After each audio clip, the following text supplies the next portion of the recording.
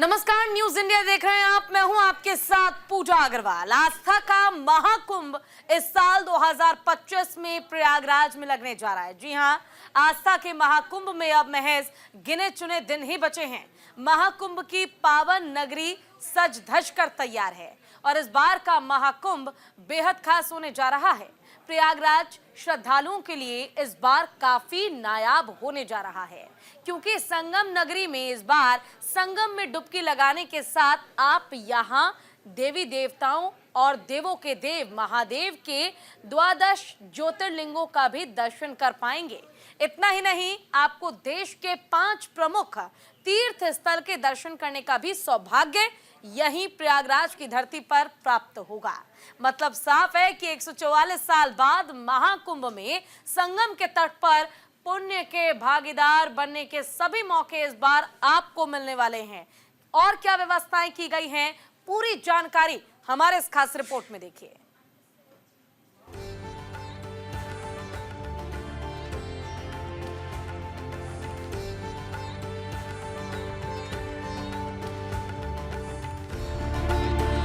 प्रयागराज संगम नगरी प्रयागराज में महाकुंभ 2025 का शुभारंभ होने में अब कुछ ही दिन बचे हैं। इस बार महाकुंभ में संगम स्नान के साथ आपको 12 ज्योतिर्लिंग के दर्शन भी कुंभ क्षेत्र में होंगे। इसके साथ ही देश के 5 प्रमुख तीर्थ स्थल के दर्शन का भी सौभाग्य प्राप्त होगा और पूरे भारत के साथ 12 ज्योतिर्लिंग की परिक्रमा करने का भी अवसर मिलेगा। संगम नगरी में महाकुंभ बेहद खास। पवित्र स्नान, श्रद्धालुओं का इंतजार। आध्यात्मिकता से सराबोर महाकुंभ। 12 ज्योतिर्लिंग का दर्शन खास। 13 जनवरी 2025 को यूपी के प्रयागराज में पावन महाकुंभ के लिए संगम नगरी सजकर तैयार है। सुविधाएं ऐसी कि देखकर आप दंग रह जाएंगे। इस बार महाकुंभ सही मायनों में यादगार होने जा रहा है, क्योंकि यूपी की योगी सरकार और केंद्र की मोदी सरकार ने साथ मिलकर ऐसी तैयारी की है कि अगर इस बार आप पावन संगम में स्नान नहीं कर पाए तो आपको बेहद अफसोस होगा, क्योंकि आपको पता है कि इस बार महाकुंभ हर मायने में सनातनियों के लिए 144 साल बाद हो रहा है। 144 साल बाद हो रहा महाकुंभ।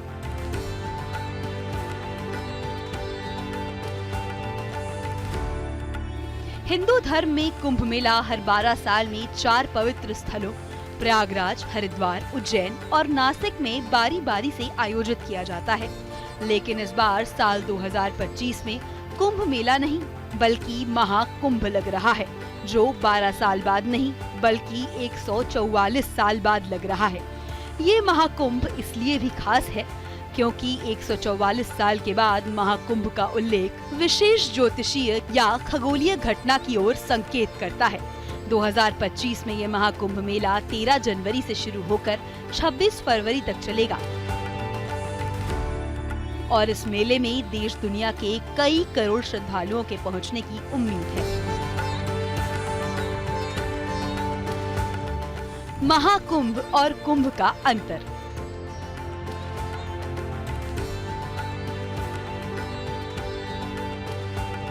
कुंभ मेले का आयोजन ग्रहों और नक्षत्रों की विशेष स्थिति के आधार पर किया जाता है। कुंभ मेला तब आयोजित होता है जब सूर्य, चंद्रमा और बृहस्पति एक विशेष स्थिति में होते हैं। लेकिन जब बृहस्पति मकर राशि में और सूर्य व चंद्रमा अन्य शुभ स्थानों पर होते हैं, तब महाकुंभ का समय बनता है। ये संयोग हर 144 सालों में एक बार आता है। इस संयोग को विशेष रूप से शुभ और दिव्य माना जाता है। हर 144 साल में एक दुर्लभ खगोलीय घटना होती है जो कुंभ मेले को विशिष्ट बनाकर महाकुंभ बना देती है। ज्योतिष गणनाओं में 12 और 144 सालों के चक्र का महत्व बताया गया है। 12 साल के चक्र को एक सामान्य कुंभ मेला कहा जाता है। पौराणिक मान्यताएं हैं कि जयंत को अमृत कलश लेकर स्वर्ग पहुंचने में 12 दिन का समय लगा। देवताओं का एक दिन पृथ्वी के 1 साल जितना होता है। ऐसे में महाकुंभ मेला 12 साल के अंतराल में आयोजित किया जाता है। ये तो हुई पौराणिक मान्यता की बात, लेकिन आपको बता दें कि महाकुंभ की आध्यात्मिकता और भव्यता को एक नई ऊंचाई देने के लिए प्रयागराज में नगर निगम की ओर से एक विशाल शिवालय पार्क बनाया गया है। इस पार्क को बनाने में करीब 400 टन कबाड़ का इस्तेमाल हुआ है। इस पार्क को अनोखा बनाने के लिए जंग खाए बिजली के खंभे, पुराने वाहन जैसे कि ट्रक, कार, रिक्शे, पाइप, रेल की पटरियों का इस्तेमाल किया गया है। ये पार्क श्रद्धालुओं को अपनी ओर आकर्षित कर रहा है।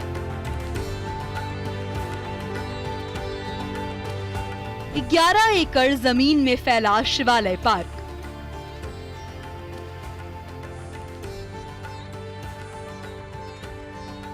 प्रयागराज के अरैल में इस अनूठे शिवालय पार्क को 11 एकड़ जमीन पर बनाया गया है, जो महाकुंभ नगरी का क्षेत्र है। 14 करोड़ रुपए से बने इस पार्क को 22 कलाकारों और 500 श्रमिकों ने स्वरूप दिया है। वेस्ट एंड वंडर थीम पर बना ये पार्क कला और स्वच्छता का प्रतीक है। इसकी भव्यता देखते ही बनती है। समुद्र मंथन की पूरी कहानी।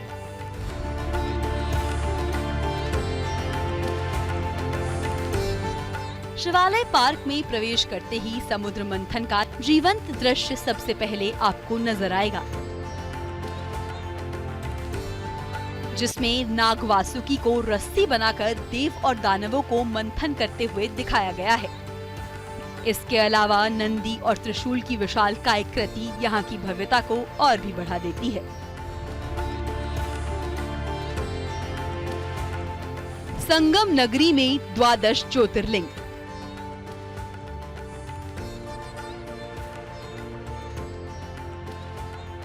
संगम नगरी में पवित्र डुबकी के लिए पधारेंगे तो आपके सारे पाप धुल जाएंगे।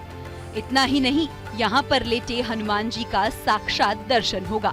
इसके साथ आप प्रयागराज पहुँचेंगे तो संगम तट पर बने 12 ज्योतिर्लिंग का दर्शन और परिक्रमा का मौका भी मिलेगा, क्योंकि शिवालय पार्क में 12 ज्योतिर्लिंग भी बनाए गए हैं। ये 12 ज्योतिर्लिंग भारत के नक्शे में उन्हीं जगहों पर बनाए गए हैं जहां वे वास्तव में हैं। ये जलाशय 600 मीटर लंबा है। अब आपको 12 ज्योतिर्लिंग के बारे में बताते हैं जिनकी आप परिक्रमा कर पाएंगे।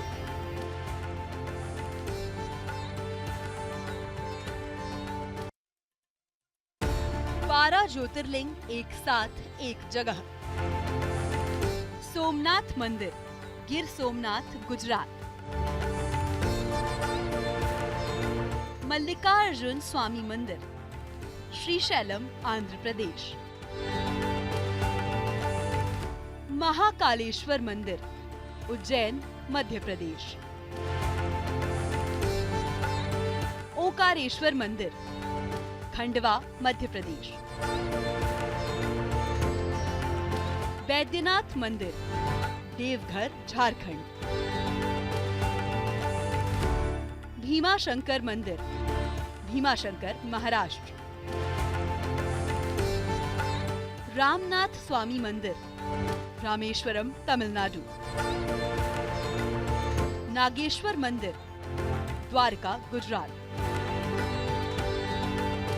काशी विश्वनाथ मंदिर, वाराणसी, उत्तर प्रदेश। त्र्यंबकेश्वर मंदिर, नासिक, महाराष्ट्र। केदारनाथ मंदिर, रुद्रप्रयाग, उत्तराखंड। घृणेश्वर मंदिर, औरंगाबाद, महाराष्ट्र। शिवालय पार्क में इन तीर्थ की भी परिक्रमा कर सकेंगे। इतना ही नहीं, देश दुनिया के 5 तीर्थ स्थलों का भी आप दर्शन कर पाएंगे। इसके साथ आपको ज्योतिर्लिंग के बारे में भी जानकारी मिलेगी, यानी दर्शन और ज्ञान साथ साथ।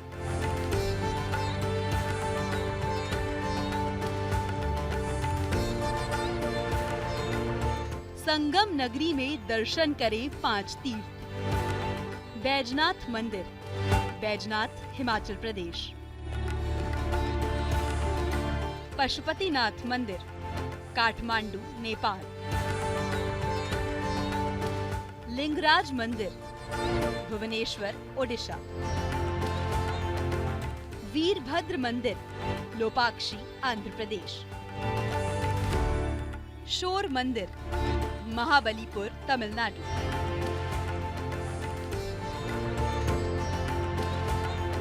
आपको बता दें कि जब एक जगह पर ज्योतिर्लिंग और तीर्थ स्थल का दर्शन करेंगे तो आपको इनके दर्शन के लिए कुछ पैसे भी देने पड़ेंगे।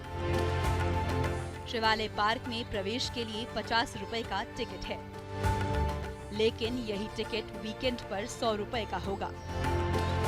हालांकि 3 साल से कम उम्र के बच्चों के लिए एंट्री फ्री है।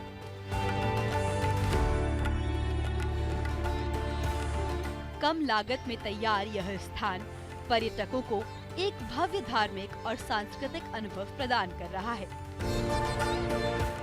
इतना ही नहीं, शिवालय पार्क केवल एक दर्शनीय स्थल ही नहीं है, बल्कि ये एक ऐसा केंद्र है जिसके साथ यहाँ पर वेस्ट से वंडर बनाने की तकनीक को भी सिखाया जाता है, जिसमें पर्यटक हिस्सा लेकर ज्ञान प्राप्त कर सकते हैं।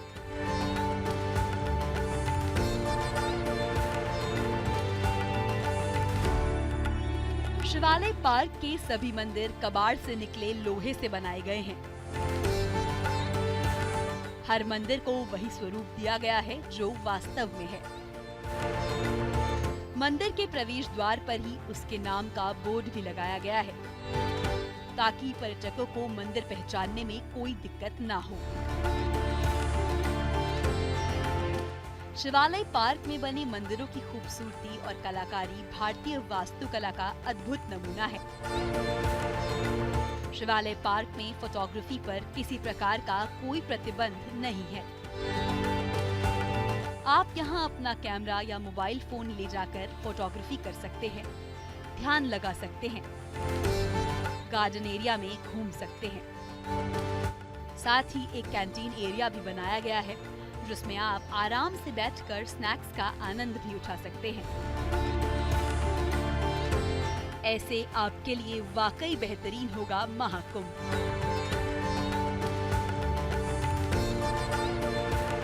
न्यूज़ इंडिया के लिए भानु प्रकाश की रिपोर्ट।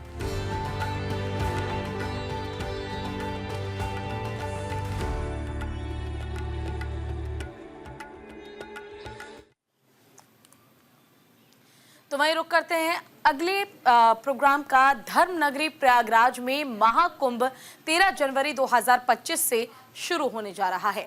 आज हम आपको प्रमुख अखाड़ों का एक दिव्य और भव्य नजारा दिखाने जा रहे हैं।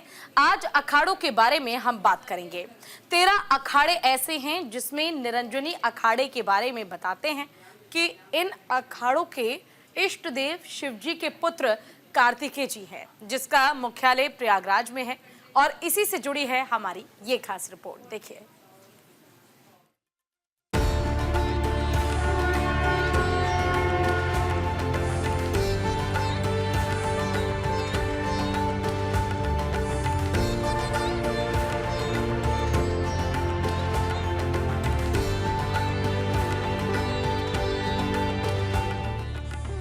महाकुंभ में अखाड़ों की भव्यता और महत्व अपने आप में काफी होती है।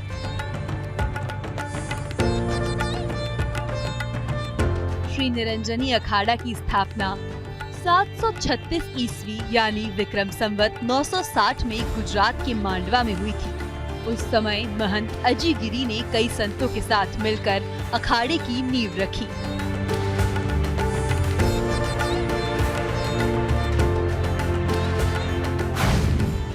अखाड़ा के इष्ट देव हैं कार्तिकेय जी। अखाड़े का मुख्यालय तीर्थराज प्रयाग में है। उज्जैन, हरिद्वार, त्र्यंबकेश्वर और उदयपुर में अखाड़े का आश्रम है। अखाड़े के इष्ट देव कार्तिकेय स्वामी जी हैं। धर्म ध्वज का रंग गेरुआ होता है।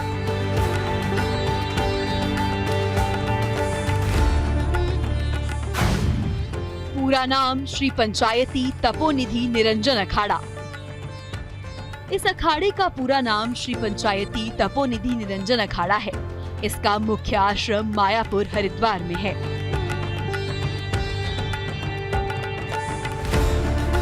साधुओं की संख्या की बात करें तो निरंजनी अखाड़ा देश का सबसे बड़ा और प्रमुख अखाड़ा है। जूना अखाड़े के बाद ये सबसे ताकतवर अखाड़ा माना जाता है। सबसे पढ़े लिखे साधु। निरंजनी अखाड़े में साधु सबसे ज्यादा पढ़े लिखे हैं, जिसमें डॉक्टर, प्रोफेसर और प्रोफेशनल्स शामिल हैं।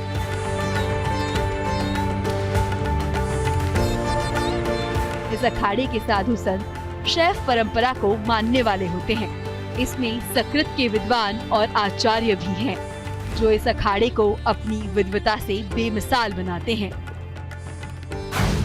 निरंजनी अखाड़ा सबसे धनी अखाड़ा। आपको बता दें कि निरंजनी अखाड़ा हमेशा भारतीय धार्मिक विरासत को आगे बढ़ाने में अग्रणी रहा है। अगर हम बात करें इसकी संपत्ति के बारे में, तो प्रयागराज में निरंजनी अखाड़े के मठ, मंदिर और जमीन की कीमत 300 करोड़ से ज्यादा की है। ऐसे में अगर निरंजनी अखाड़े के हरिद्वार और दूसरे राज्यों की संपत्ति को जोड़ लें, तो इसकी संपत्ति 10,000 करोड़ को पार कर जाएगी।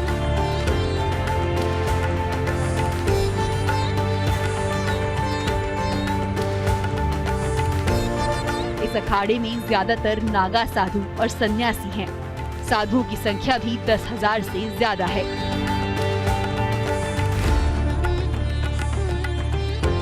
वैसे निरंजनी अखाड़े की भव्य पेशवाई हो चुकी है, जिसमें 50 रथों पर चांदी के सिंहासन के साथ आचार्य महामंडलेश्वर और महामंडलेश्वर विराजमान रहे।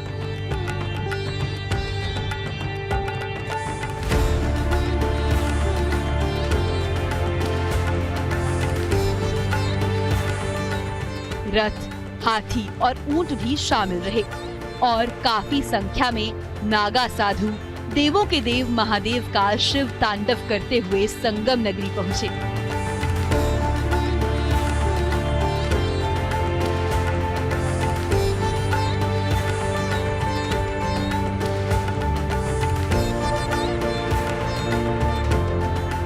शाही स्नान के दिन भी इस अखाड़े की भव्यता देखने को मिलेगी। बस इंतजार कीजिए 13 जनवरी 2025 का, जब महाकुंभ शुरू होगा।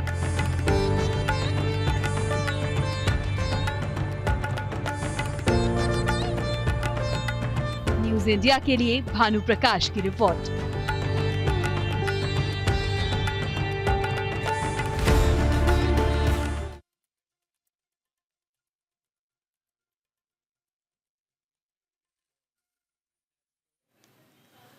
और इसी के साथ बुलेटिन में इतना ही। नमस्कार।